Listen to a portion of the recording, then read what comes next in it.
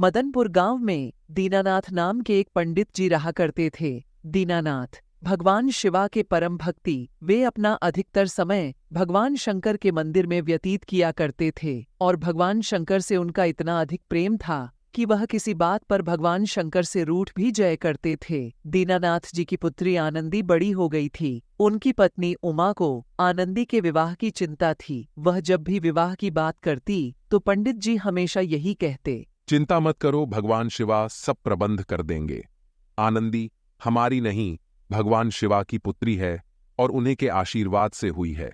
भगवान शिवा सब संभल लेंगे, तुम समय तो आने दो। ओमान देखा दीनानाथ जी का रोजाना ही कह देते थे कि सब हो जाएगा, पर अभी तक विवाह की कोई भी तैयारी नहीं हुई थी। सुनो जी, 2 दिन बाद आपकी पुत्री का विवाह है, पर अभी तक कुछ भी तैयारी नहीं हुई है।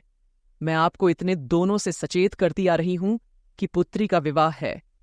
कुछ तो समाज इकट्ठा कर लो, कुछ थोड़ा बहुत पैसा तो कर्ज में ले लो, आपको लोग दे भी देंगे, पर आप मानते ही नहीं हो। उमा, मैंने तुम्हें कहा है ना, मुझे किसी से पैसा मांगना पसंद नहीं है। मैं परमात्मा के आश्रित हूं। मैं अपने भगवान शिवा करके सब कुछ मांग सकता हूं।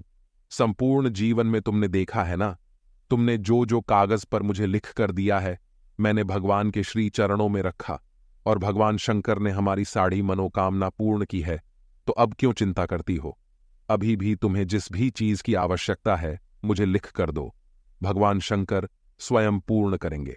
वह तो कोई भी भक्ति दे जाता है, पर इस समय कन्या के विवाह के लिए दहेज की आवश्यक, उसमें सोना भी लगेगा, वस्त्र भी लगेंगे, अन्य पदार्थ की भी आवश्यकता पड़ेगी।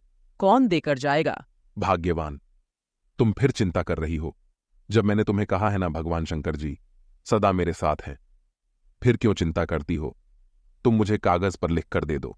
शुरू से ही पंडित जी कागज पर लिखवाकर समाज ले जाते थे और मंदिर में भगवान शंकर के समक्ष रखते थे और वो समाज भगवान शंकर के चमत्कार से अपने आप पूरा हो जाता था। इस बार भी दीनानाथ जी को पूरा विश्वास था कि उनकी पत्नी उमा कागज पर जो भी लिखेंगे, भगवान शंकर उसे मनोकामना को पूरा जरूर करेंगे। उमा ने कागज में दहेज का हर समाज लिखकर दे दिया। वैसे तो एक कागज बनता था, आज 8 कागज बनकर तैयार हो गए। दीनानाथ जी ने कागज की लिस्ट भगवान शंकर के समक्ष रख दी और प्रार्थना करते हुए कहने लगते हैं, प्रभु, मैंने तो आपके ऊपर सदा सच्चे मन से यकीन किया है।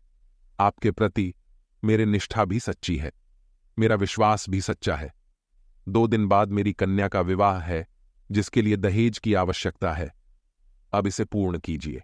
इस प्रकार आंखों में आंसू भरकर दीनानाथ ने कागज भगवान शंकर के नजदीक रख दिया और अपनी सेवा में व्यस्त हो गए। दीनानाथ जी तो यहाँ पर भगवान शंकर की सेवा में व्यस्त हो गए। उधर एक संपन्न सेठ दीनानाथ जी के घर पहुंचे। दीनानाथ मेरे घर आए थे। उन्होंने कहा, उनके कन्या का विवाह है, उन्हें पैसों की आवश्यकता है। अब मैं तो दीनानाथ जी को बचपन से जानता हूं। उनकी कन्या मेरी कन्याएं, आपने जितने सामान की लिस्ट उनको बनाकर दी थी, वो सर समाज में लेकर आया हूं। हो सकता है यह सेठ जी मेरे पति देव के मित्र हों।